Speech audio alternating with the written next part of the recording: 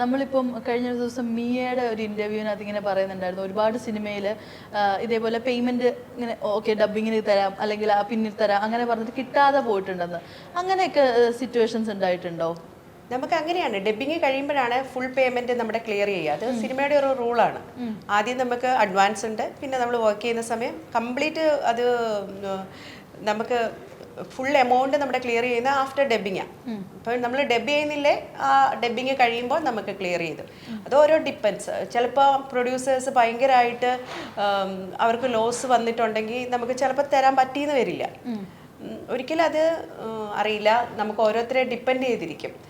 കാരണം അവരുടെ ഭാഗവും കൂടെ നോക്കണം. കാരണം അവർ ഇത്രയും പൈസ എമൗണ്ട് സ്പെൻഡ് ചെയ്യുമ്പോൾ അവർക്ക് അതൊരു ഫുള്ള് കൊടുക്കാൻ പറ്റാത്ത ഒരു അവസ്ഥയിൽ നമുക്ക് എന്ത് പറയാനായിട്ട് നമുക്ക് ചില സിനിമയുടെ സാഹചര്യം ചിലപ്പോൾ അവർ നമ്മൾ പറഞ്ഞ സമയത്ത് ഷൂട്ട് തീർന്നുണ്ടാവില്ല.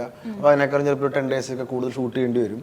അപ്പോൾ പ്രൊഡ്യൂസർ പ്ലാൻ ആക്കിയ ബഡ്ജറ്റിന് മേലെ വരും. ആ സാഹചര്യത്തിൽ അവർ പറയും ബഡ്ജറ്റ് കൂടിപ്പോയി, ഒന്ന് അഡ്ജസ്റ്റ് ചെയ്യണോ, സംഭവം അഡ്ജസ്റ്റ് ചെയ്യാറുണ്ട്. അങ്ങനെ ചില മനസ്സിലാക്കലും റെഡികളൊക്കെ ഉണ്ട്. അല്ലാതെ നമുക്കൊരു ബുദ്ധിമുട്ടായിട്ടൊന്നും. അതെ, ഞാൻ അഭിനയിച്ച സിനിമയിൽ എനിക്ക് അങ്ങനെ ഒരു ബുദ്ധിമുട്ടുകളോ ഇതുവരെ വന്നിട്ടില്ല.